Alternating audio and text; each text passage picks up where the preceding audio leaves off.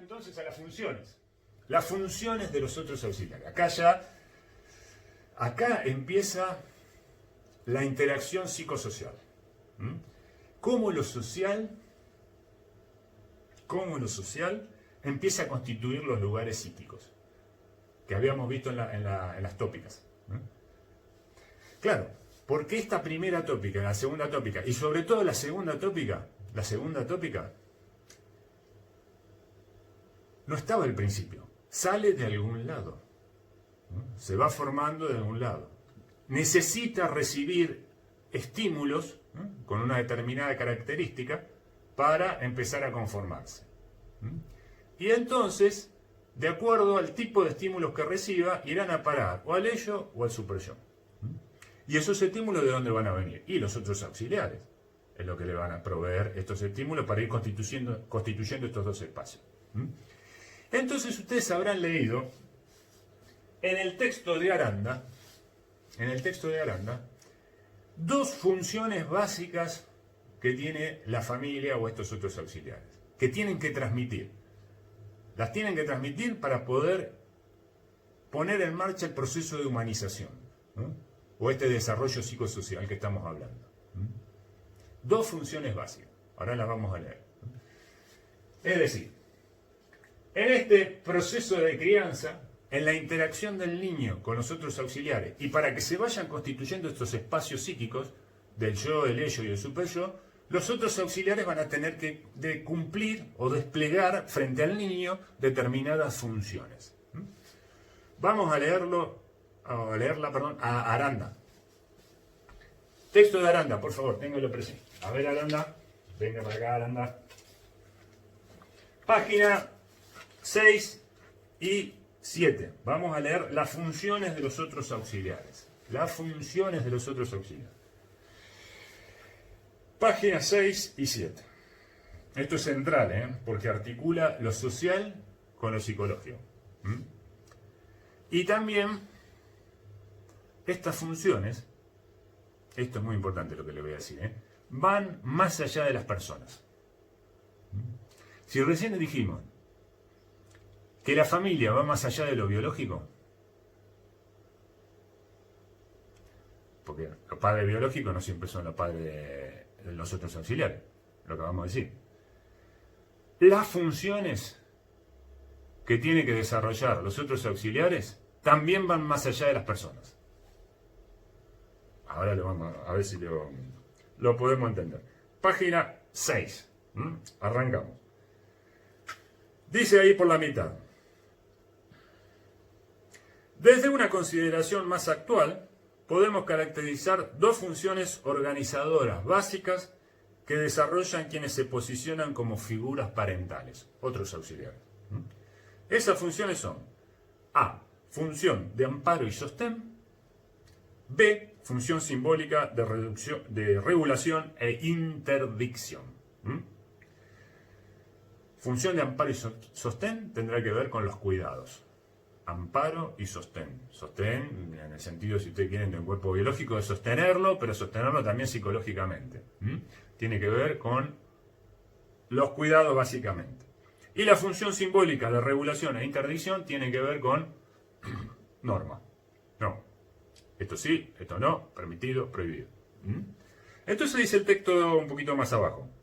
Los cuidados brindados como acciones efectivamente realizadas sobre el cuerpo del bebé, los cuidados sobre el cuerpo del bebé, alimentación, cuidado, higiene, abrigo, etc., producen un excedente con lo cual se conforma el mapa erógeno. Mapa erógeno quiere decir placer. Es decir, ¿qué está diciendo Aranda con esto? Que a través de los cuidados, con lo que decíamos recién, a través de los cuidados, del contacto de la madre con el cuerpo del chico, de las caricias, del alimento, de cambiarlo, de ponerle el calor que le transmite, ¿no? Bueno, todo eso le produce placer al chico. Entonces, a partir de eso, de esa sensación de satisfacción, de placer, ¿no? De calidez, de contención, de sostén, ¿no? Etcétera, etcétera, todo eso constituye un mapa erógeno, es decir, el ello. Ese mapa erógeno es el ello. Lo relacionábamos precisamente con la satisfacción y el placer inmediato, ¿no? Es lo que la madre le transmite. Entonces, ahí el chico va conformando con estos estímulos que provienen de la interacción, del vínculo temprano con la madre, va conformando este primer sector psíquico, que es el ello, en la segunda tópica.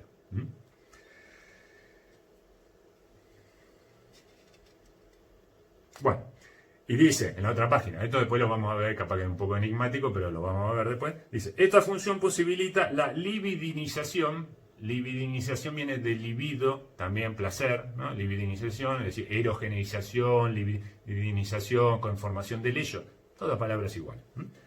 Esta función posibilita la libidinización del cuerpo del bebé como fuente de placer y displacer, porque están las dos también, placer y displacer vienen juntos, que contribuye a fundar la sexualidad infantil, que después lo vamos a ver, con las zonas erógenas, oral, anal, fálica, ¿no? Todas esas etapas, ¿no? Y zonas del cuerpo, y la posterior constitución del yo.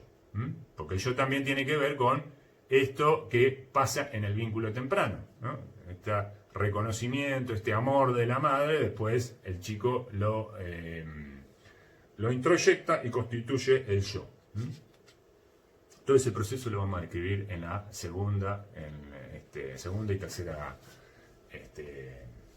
encuentro de esta unidad 2, o sea, en la clase 3 y 4. Bueno, entonces tenemos esta primera función de cuidado, placer, displacer, y la función simbólica. Dice después, en síntesis, la indefensión del recién nacido, la segunda función. Vamos a describir ahora. La indefensión del recién nacido, lo acabamos de decir, ¿no? Por sí solo no se puede valer. Pone en marcha por parte de las instancias parentales las funciones de amparo. O sea, como una cosa que va enganchada con la otra. Porque no se puede valer, entonces vienen los otros de lo social a asistirlo. Pone en marcha eso, la función de amparo y sostén, que contribuyen a la constitución del yo y el cuerpo sexuado, la libidinización que acabamos de decir.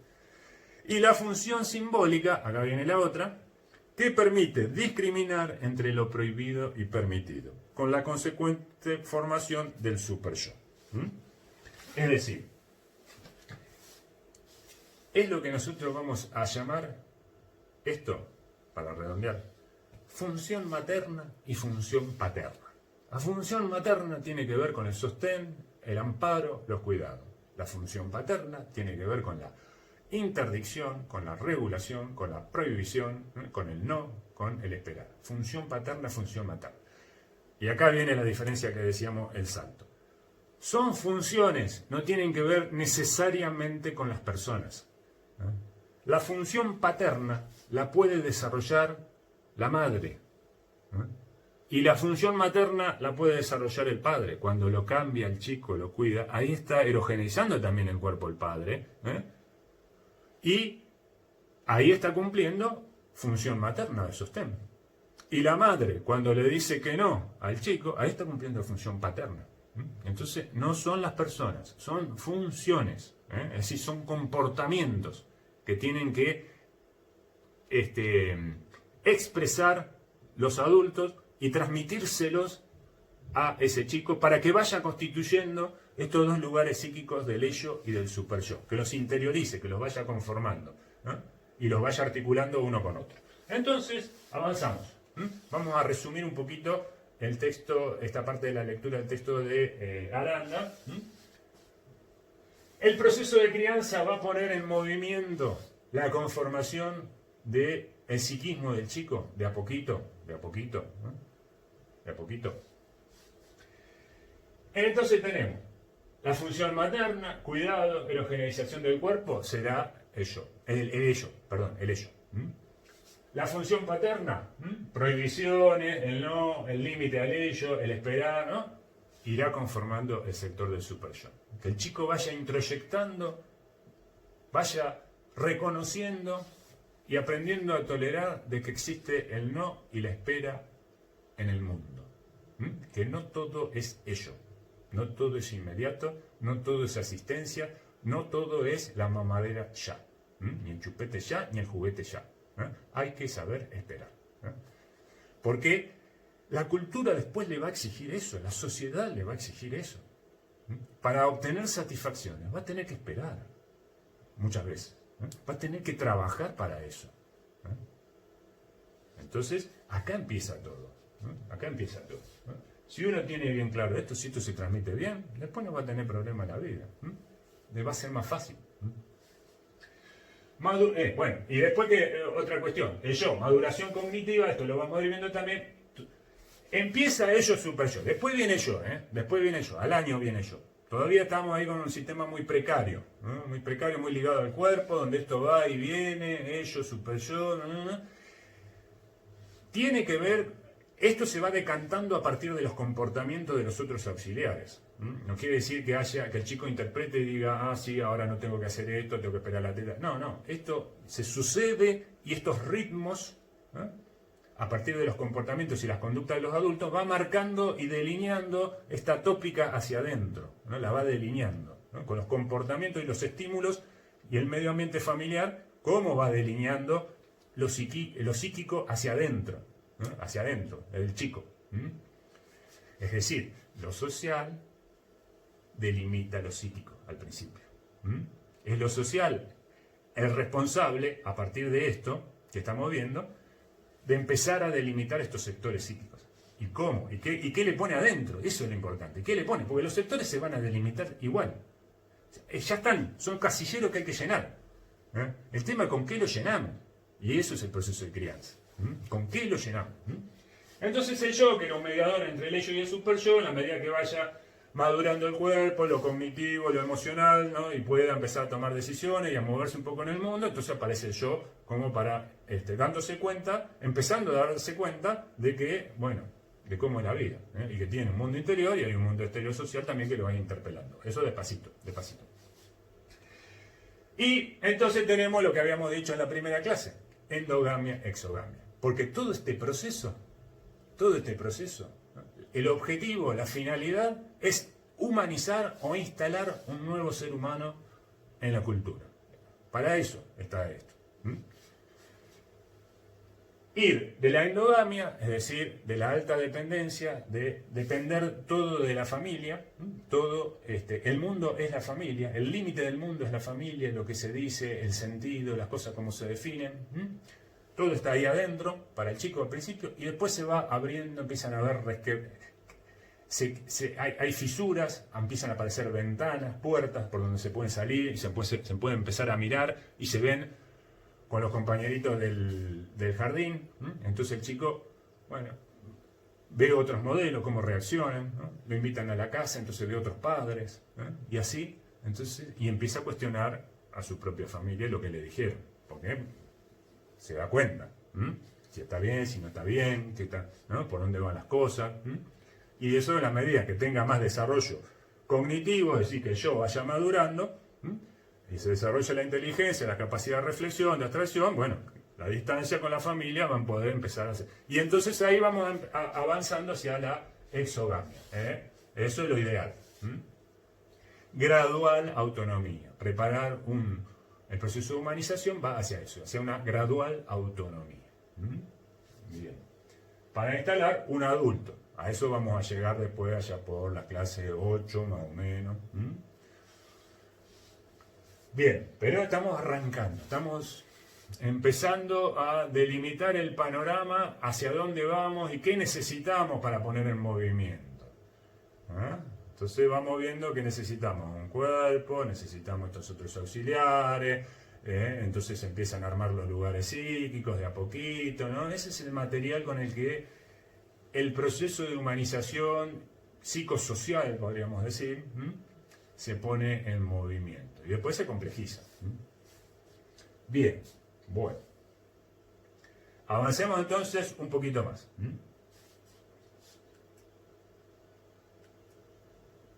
Bien. Bueno, acá, ahora ya estamos en Osterriet. Con esta diapositiva cambiamos de texto. Dejamos Aranda, gracias Aranda. Venga Osterriet, pase Osterriet, por favor. El texto, la Biblia nuestra. Osterried. Empezamos. Las primeras páginas. Ahora vamos a comentar un poquito algunos conceptos importantes para articularlo con Aranda. Entonces ustedes van a ver en la lectura de Osterried, que en las primeras páginas, que son introductorias también, él toca este tema. Herencia y medio ambiente, ¿no? En el proceso de crianza. Una vieja pregunta, ¿no? De las ciencias humanas, una vieja pregunta. ¿Qué es más importante, en esto del proceso de crianza, del desarrollo psicológico?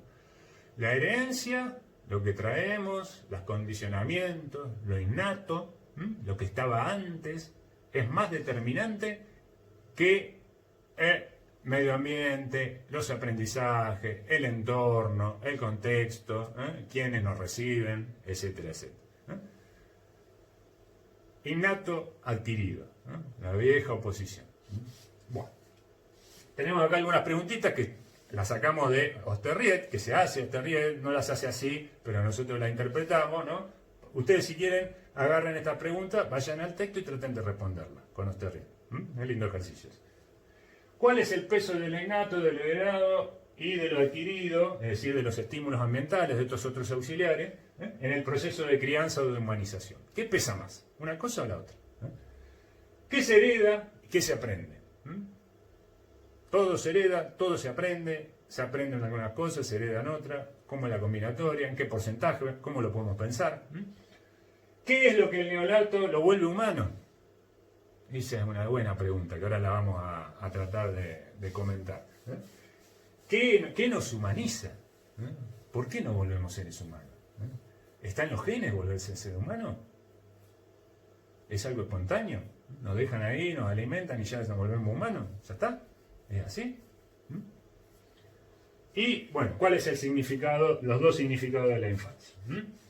Bueno, entonces veamos en un gráfico la posición de Osterried respecto de estos dos temas, de la herencia y el aprendizaje. Si uno lee a Osterried y dice, bueno, vamos a graficar, vamos a expresar en un gráfico lo que acabamos de leer de Osterried. Vamos a expresarlo. Entonces nos podría quedar algo así. En el eje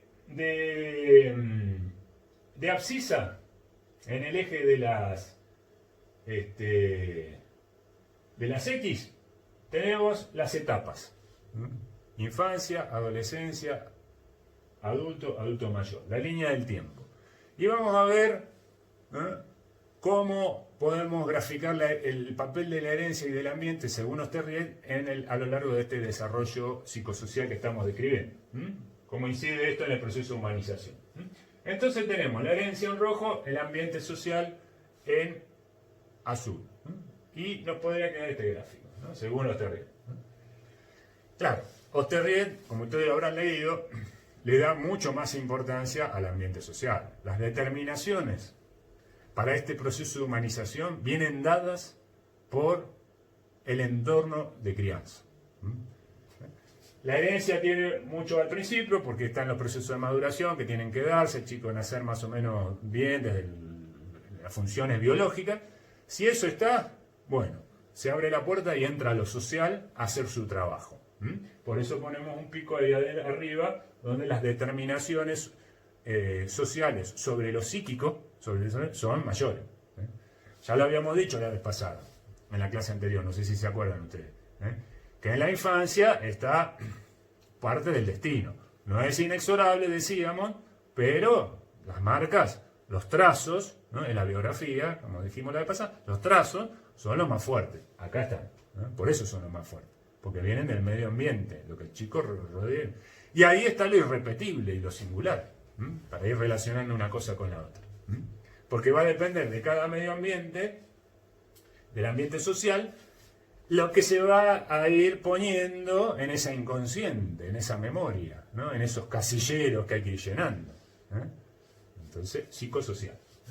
Después tenemos otro pico en la adolescencia también, porque el chico en la familia se tiene que despegar, vuelve a la familia, pero para cuestionarla, interpelarla, ¿no? Porque se está tratando de independizar. Y después, bueno, ya uno tiene capacidad de decisión, y bueno, el medio ambiente, si bien está ahí y nos condiciona, hacete cargo, ¿no? Eso sos vos, ¿no?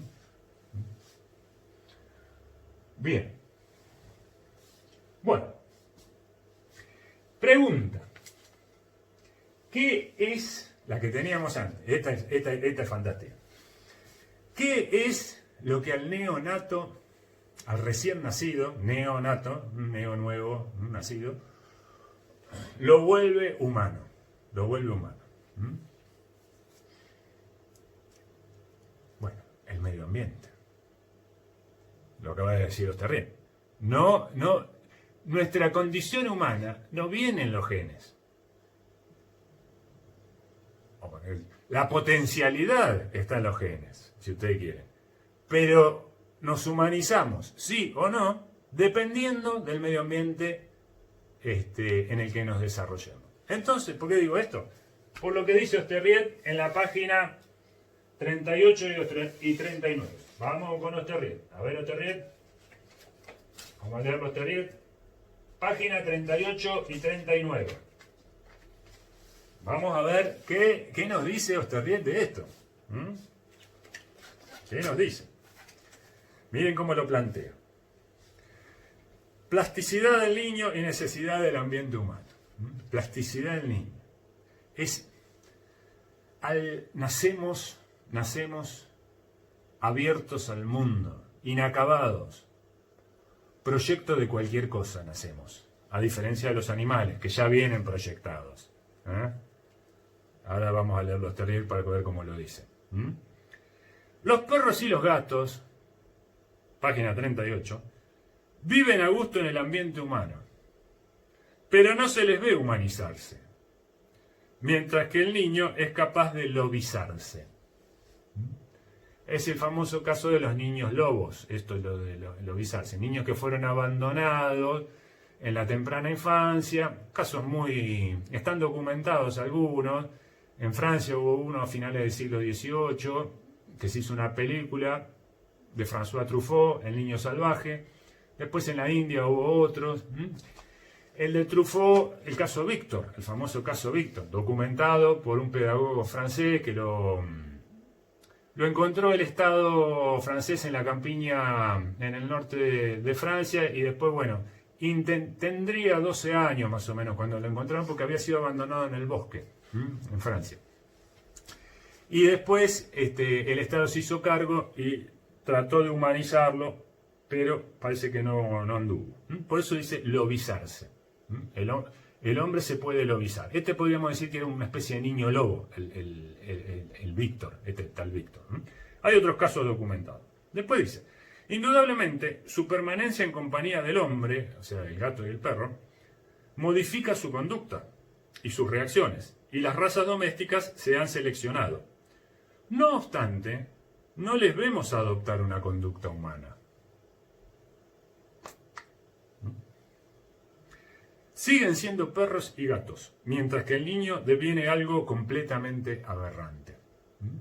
Es decir, el ser del gato y el ser del perro está tan marcado que por más que no se encuentren con otros gatos y perros, van a ser gatos y perros, porque la determinación biológica y la herencia los marcan. En cambio, en el hombre, si ese que nació no desarrolla su proceso de crianza a la sombra de otro ser humano, no se vuelve humano. ¿Por qué? Porque la humanización depende del medio ambiente, no de los genes. No hay nada en los genes que nos diga que tenemos que ser seres humanos. A lo sumo nos lobizamos.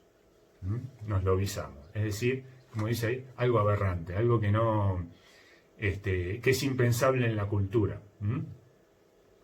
Parece, pues, que no hay un desarrollo humano inmutable y necesario. Ahí está la apertura del ser en el ser humano.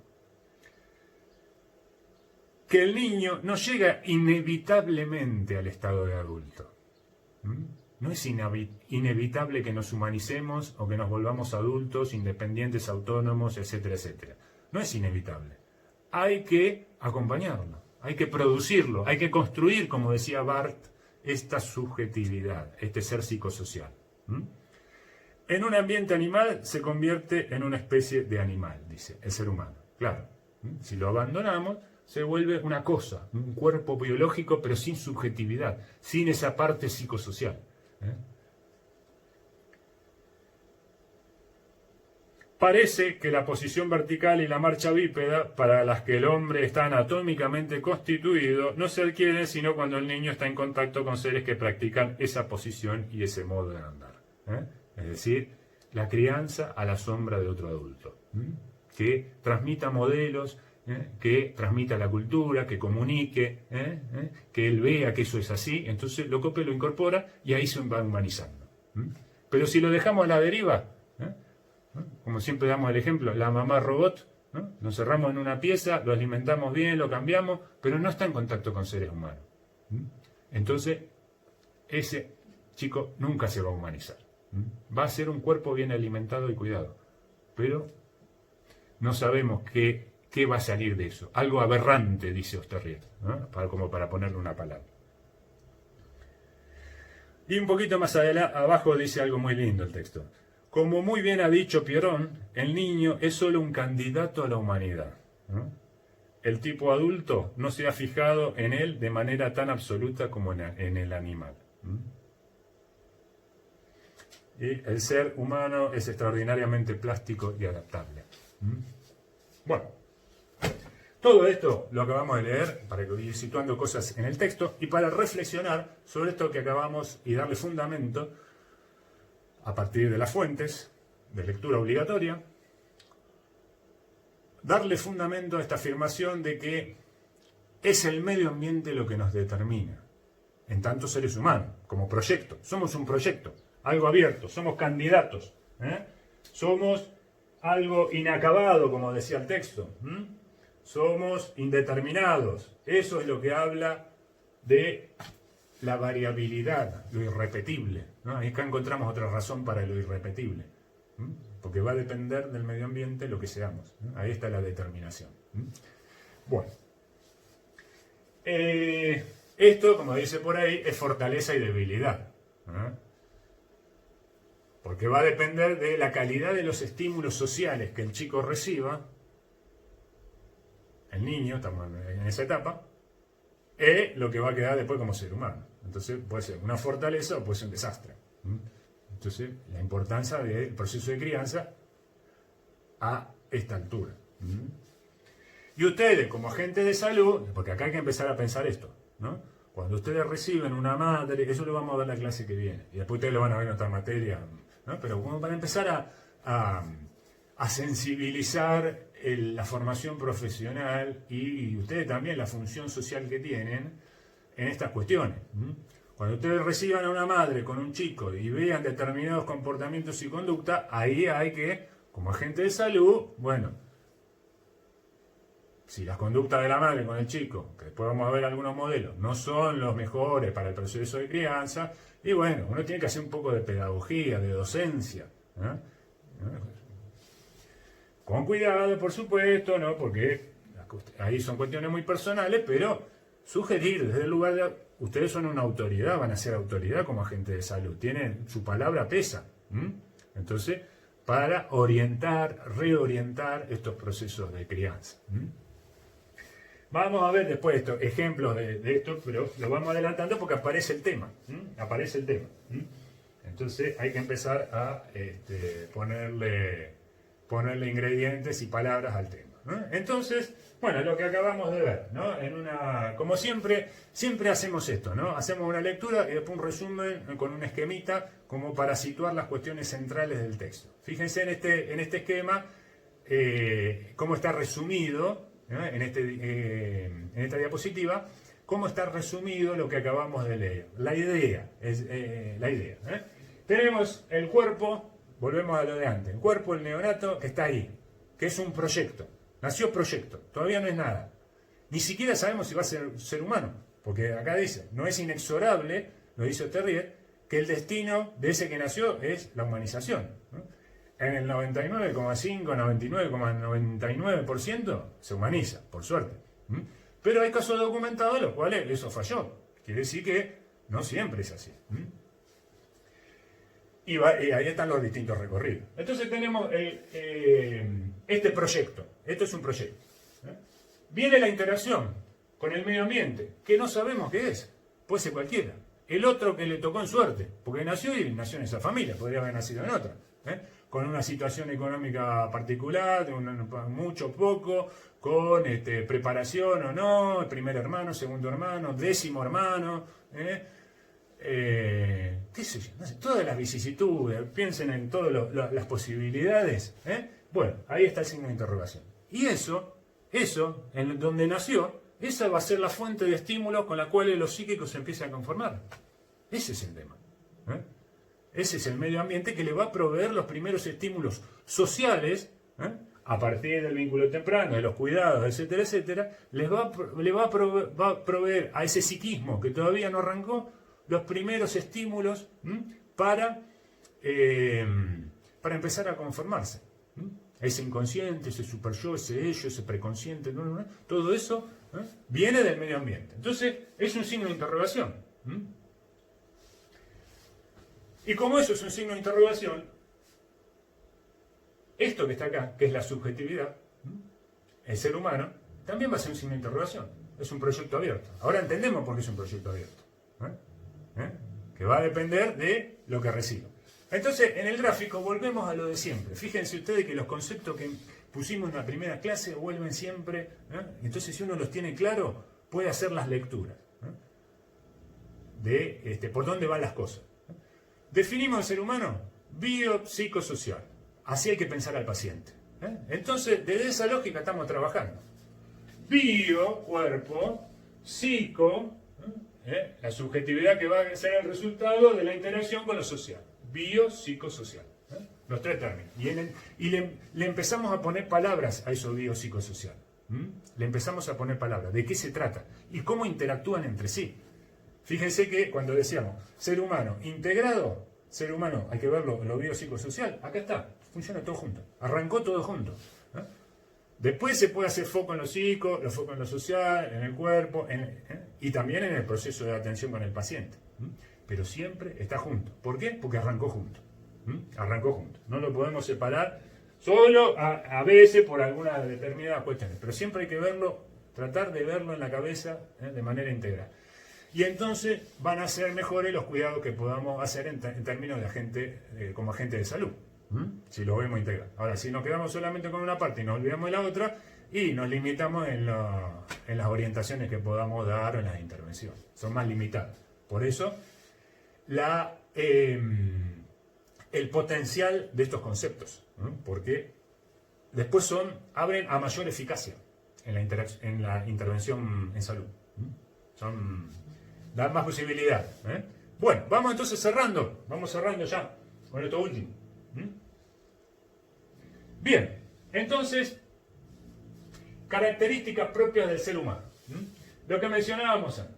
Esto para ir situando lo que después vamos a justificar.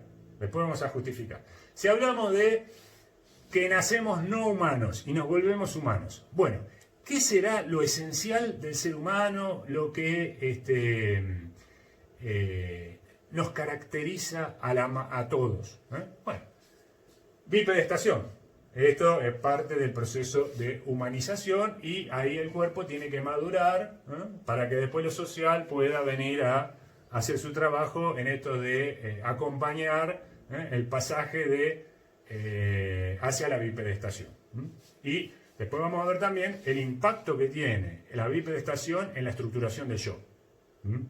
Eso es muy interesante también. Cómo esto que posibilita la maduración después tiene un efecto sobre la esfera psicológica, en la constitución del yo. ¿Qué otras cosas? Bueno, allá arriba, el lenguaje. Lenguaje, la comunicación, la aprehensión fina, ¿no? Una vez que liberamos las manos, acuérdense evolutivamente, bipedestación, nos quedan las manos. Entonces, con eso, herramientas, podemos trabajar sobre el mundo, transformarlo, modificarlo, hacer cosas, ¿no? Y después el desarrollo de la inteligencia. También lo vamos a ver, las sucesivas adquisiciones y la complejización de lo cognitivo, que nos permite ir desde lo más concreto, desde trabajar y relacionarnos con objetos inmediatos, que los comprendemos, los entendemos en sus propiedades, a cuestiones cada vez más abstractas. Pensamiento abstracto. Entonces, ahí el proceso de educación también va, las instituciones sociales van a acompañar esto. Todo viene junto. Todo viene junto. Bueno, características propias del ser humano. Vamos entonces, ya terminando esto, después vamos a ver cuándo se accede a cada una de estas cosas, en qué etapa, y sobre todo relacionándolo con el impacto psicológico de estas adquisiciones, porque estos son conductas, comportamientos. Entonces, se adquieren y producen avances, ¿no? Maduraciones, saltos. Entonces, hay que acomodarse y adaptarse a estos nuevos comportamientos y conductas, productos de la maduración, de lo social, ¿no? Etcétera, etcétera, etcétera. Ya lo vamos a ir describiendo. Anticipatorio para las clases que se vienen. Cerramos con otra anticipación y esto ya es Osterriet 100%, destilado. Osterriet destilado. ¿Qué tenemos en la diapositiva? Los estadios de la infancia de Osterriet, que ya los habíamos anticipado cuando iniciamos la clase. Los estadios de la infancia. Osterriet describe 5 estadios. Él divide el desarrollo psicológico infantil en 5 estadios. Cada uno va a tener comportamientos, conductas más o menos estables y es lo que nos permite hablar de estadio. Como dice la definición, ¿qué es un estadio? Momento del desarrollo caracterizado por un conjunto de rasgos coherentes y estructurados. Es decir, el chico en ese estadio uno lo puede identificar y dice, sí, está acá, porque hice esto, le pasa esto. Después cambia, dejó atrás eso y pasó otra cosa. Entonces viene otro estadio. Que constituyen una mentalidad global típica, es decir, que vale para todos los chicos de esa edad, andan por ahí, andan con eso, resolviendo esos problemitas, resolviendo esas adquisiciones, y aunque pasajera. Entonces también acá, fíjense, en la definición de Osterriet de estadio, se toca un poco lo que veíamos del curso de la vida y de las trayectorias. Claro, porque él dice, ¿se acuerdan que la trayectoria era el electrón? Que tenía una meseta y el pico. Bueno, conjunto de rasgos coherentes y estructurados que constituyen una mentalidad global típica y consistente. Eso sería la meseta.